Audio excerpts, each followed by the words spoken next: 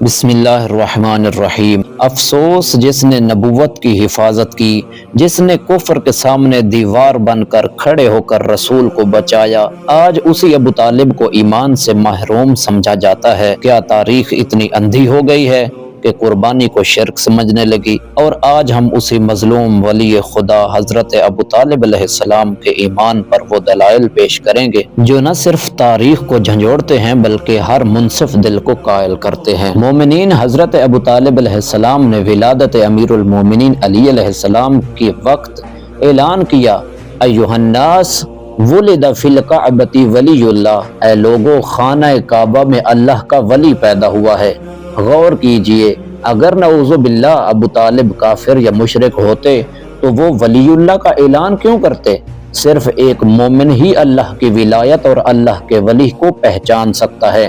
مشرک یا کافر کبھی اس جملے کو اپنی زبان پر لا ہی نہیں سکتے، کیونکہ مومنین مشرکین تو اللہ کے ولی کا کوئی تصور ہی نہیں رکھتے تھے۔ لفظ اللہ کہہ کر وہی پکارے گا جو اللہ کو مانتا ہو، اور اللہ کے ولی کو بھی وہی مانے گا جو اللہ کو پہلے مانتا ہو۔ افسوس کہ حضرت ابو طالب کے ساتھ امت نے کتنی بڑی ناانصافی کی۔ ولادت علی کی رات مولا نے یہ کہا حضرت ابو طالب نے، لیکن جب صبح ہوئی تو وہ خانہ کعبہ میں داخل ہوئے۔ فرمایا، اے رب، اے پروردگار، اس تاریک رات کے بعد کے اجالے کے اور روشن نور والے، تو بتا کہ اس نوزاد کے نام میں تیرے حتمی اور لازمی حکم سے کیا راز پوشیدہ ہے۔ مومنین توجہ کیجئے، اس شعر میں اللہ کو حضرت ابو طالب نے رب کہا۔ اللہ کو رب کہنا مشرک کی زبان نہیں ہو سکتی۔ جب حضرت ابو طالب فرماتے ہیں تو وہ اللہ کو رب کہہ کر پکارتے ہیں، اور رب کا مطلب ہے پالنے والا، مالک، متصرف۔ مشرکین مکہ اللہ کو رب مانتے ہی نہیں تھے بلکہ بتوں کو رب مانتے تھے۔ پس یہ جملہ خود اس بات کی دلیل ہے کہ ابو طالب علیہ السلام مشرک نہیں تھے۔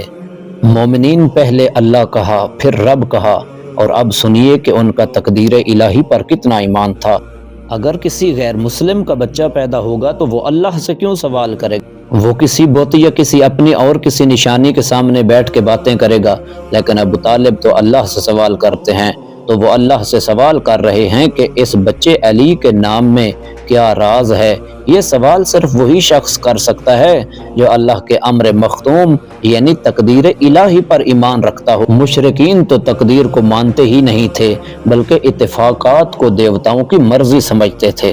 روایت میں ملتا ہے جب ابو طالب نے اللہ کو پکارا تو اسی وقت آسمان سے ایک صدا سنائی دی، اے خاندان مصطفیٰ، تمہیں یہ پاکیزہ بچہ عطا کیا گیا ہے، اس کا نام بلند مرتبہ علی ہے جو اعلیٰ اللہ کے نام سے مشتق ہے۔ یہ الہامی صدا ابو طالب کے گھر کو اہل بیت مصطفیٰ کہہ رہی ہے۔ کیا کبھی کسی کافر یا مشرک کو اللہ کی طرف سے یہ عظمت مل سکتی ہے؟ نعوذ باللہ، اللہ کسی کافر یا مشرک کے ساتھ اتنی ہمدردانہ گفتگو کیوں کرے گا؟